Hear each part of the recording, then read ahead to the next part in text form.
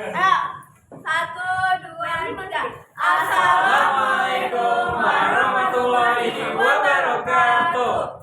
Perkenalkan, kami dari kelompok 1 yang akan membahas masalah Nadiem Makarim resmi jadi tersangka korupsi pengadaan laptop dengan kerugian negara 1,98 triliun. Sebelumnya, perkenalkan, saya Alia Azizah Maisur. Saya Tiara Afani, saya Rafa Misalnya Fauzi, saya Zena Lydia Sabila. Saya Muhammad Zadar. Dan saya Valvinho Zafir Tamia. Baiklah, mari kita masuk ke kronologi. Pengadaan alat teknologi informasi dan komunikasi atau yang biasa disebut TIK yang bersumber dari anggaran pendapatan dan belanja negara atau APBN dan dana alokasi khusus atau yang disebut DAK Kemendikbudristek tahun ajaran 2019 sampai 2022 yang diduga merugikan negara sebesar sekitar 1,98 triliun. Waktu peristiwa utama keterangan tambahan Agustus sampai Desember tahun 2019, pembentukan tim khusus dan pertemuan awal diduga telah dibentuk grup WhatsApp bernama Mas Menteri Kortip sebelum bernama EDU-ORG atau Education Council untuk mendiskusikan strategi kebijakan pendidikan. Pada Desember tahun 2019, Nadiem menugaskan staf khususnya untuk memfasilitasi konsultan teknologi atau yang disebut IBA di Kemendikbudristek. Februari tahun 2020, pertemuan dengan pihak Google Nadiem Makarim selaku Mendikbud saat itu diduga melakukan pertemuan dengan pihak Google Indonesia untuk membahas Google dalam program Google Education yang kemudian disepakati untuk menjadikan sistem operasi Chrome OS dan Chrome Device Management atau yang disebut dengan CDM sebagai proyek pengadaan TIK. Oke, kronologi kedua. Pada awal tahun 2020 hingga tahun 2022, penyusunan juru teknis dan pengadaan atas arahan Nadiem, Direktur Sekolah Dasar dan Direktur SMP membuat petunjuk teknis dan petunjuk pelaksanaan juknis pengadaan TIK tahun 2020 dengan spesifikasi yang telah menguji Chrome OS seolah-olah sudah dilakukan kajian yang mendalam. Pengadaan laptop berbasis Chromebook kemudian dilakukan secara masif. Pada tahun 2022, munculnya keluhan dan sorotan publik. Distribusi laptop Chromebook ke berbagai sekolah menimbulkan keluhan. Laptop dianggap tidak optimal digunakan, terutama di daerah dengan koneksi internet lemah, spesifikasi yang dirasa rendah, dan harganya yang dianggap sangat mahal. Pada tahun 2023, audit BPK dan penyelidikan awal Badan Pemeriksa Keuangan melakukan audit dan menemukan adanya indikasi kerugian.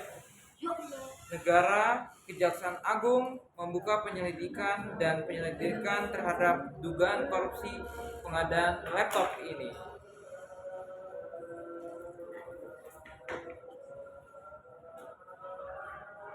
Awal 2025, penetapan tersangka awal Kejagung menetapkan beberapa orang sebagai tersangka, termasuk Direktur Sekolah Dasar, Direktur SMP, Konsultan Teknologi, dan staf khusus Mendikbudristek. September 2025, Nadiem Makarim ditetapkan tersangka. Kejaksaan Agung menetapkan Nadiem Makarim sebagai tersangka kelima dalam kasus ini.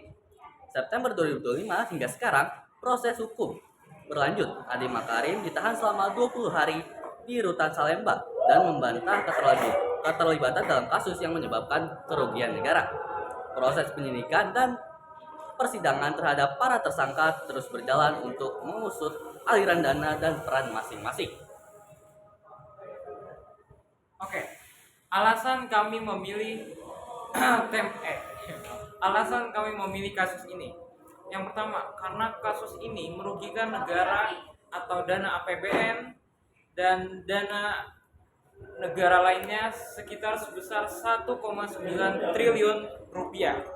Nah, 1,9 triliun yang harusnya bisa menjadikan pendidikan Indonesia yang lebih maju dalam hal teknologi informasi dan komunikasi, akan tetapi hal tersebut malah dirugikan dan warga masyarakat tidak mendapatkan apa-apa, hanya mendapatkan hal pahitnya saja. Yang awalnya kita harus mendapatkan Chromebook, tapi kita tidak dapat apapun, walaupun ada yang dapat.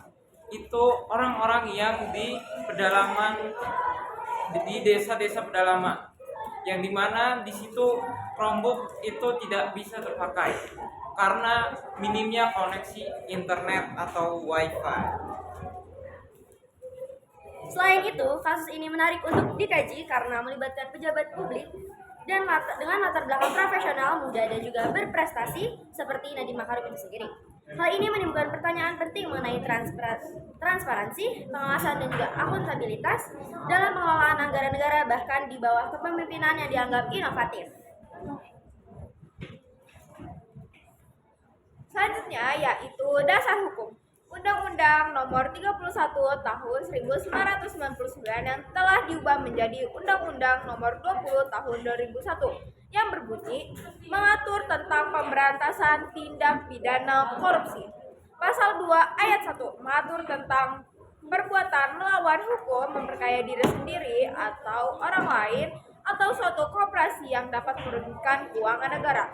Pasal 3 mengatur tentang perbuatan memperkaya diri sendiri atau orang lain atau koperasi yang dapat merugikan keuangan negara meskipun tidak ada niatan jahat. Pasal hukum yang selanjutnya ada pasal 18 yang menjelaskan mengenai tindak pidana tambahan seperti uang pengganti kerugian keuangan negara. Kemudian ada pasal 55 ayat 1 ke 1 KUHP yang menjelaskan tentang unsur penyertaan dalam tindak pidana, yang artinya Nadiem Makarim dapat dikenakan pertanggungjawaban pidana sebagai salah satu pihak yang ikut serta dalam perbuatan korupsi tersebut. Dasar Hukum Undang-Undang Dasar. Undang-Undang Dasar tahun 1945 tidak mengatur tindak pidana korupsi secara spesifik seperti bunyi pasal dalam undang-undang. Namun, Undang-Undang tahun 1945 memberikan landasan konstitusional atau amanat bagi negara untuk memberantas korupsi melalui prinsip-prinsip dasarnya. Pasal 1 ayat 3. Negara Indonesia adalah negara hukum. Penjelasannya adalah prinsip ini mengamanatkan bahwa segala penyelenggaraan negara harus didasarkan pada hukum yang adil dan berkepastian. Korupsi adalah pelanggaran terhadap prinsip negara hukum, sehingga negara wajib membuat aturan undang-undang tipikor untuk memberantasnya. Selanjutnya masih di Undang-Undang Dasar, yaitu pasal 28D ayat 1, setiap orang berhak atas pengakuan, jaminan, perlindungan, dan kepastian hukum yang adil serta perlakuan yang sama di hadapan hukum. Jadi, penjelasannya, amanat ini menjadi dasar bahwa penegakan hukum termasuk pemberantasan korupsi harus dilakukan secara adil dan tidak pandang bulu terhadap setiap warga negara Indonesia. Baik, sekian presentasi dari kelompok kami yaitu kelompok 1. Kurang lebihnya mohon maaf. Wassalamualaikum warahmatullahi wabarakatuh.